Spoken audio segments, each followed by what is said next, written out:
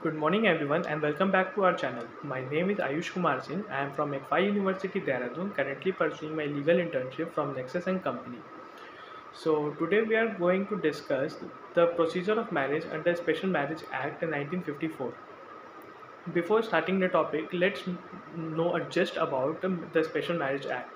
The Special Marriage Act was passed in the year 1954 and came into focus from 1st January 1955. It applies to the whole of India except the state of Jammu and Kashmir.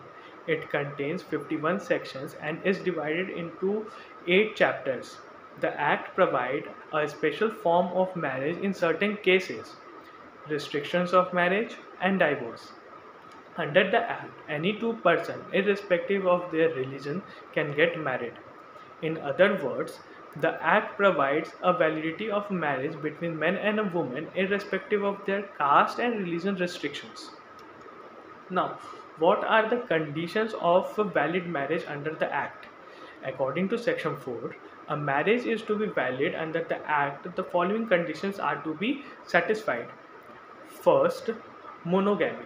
Neither party should have a spouse living at the time of the marriage. Second, must not be of unsound mind. Both the parties of the marriage should be of sound mind. Age limit. The boy and the girl must have completed the age of 21 and 18 respectively. That is, a boy should be of 21-year-old and a girl should have crossed 18 years of age. And fourth, prohibited relationship. The parties to the marriage are not within the degree of prohibited relationship. So, moving towards the procedure for solemnization of marriage under the Act. The first step is issuing of notice.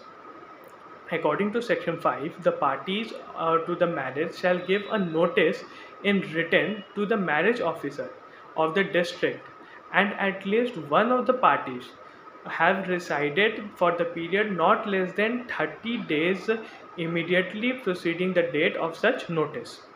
Second step is publication of notice. According to Section 6, a true copy of the notice shall be filled in the marriage notice book. Third step is obligation to marriage. According to Section 7 and Section 8, when a notice is published, any person can raise an objection to the proposed marriage.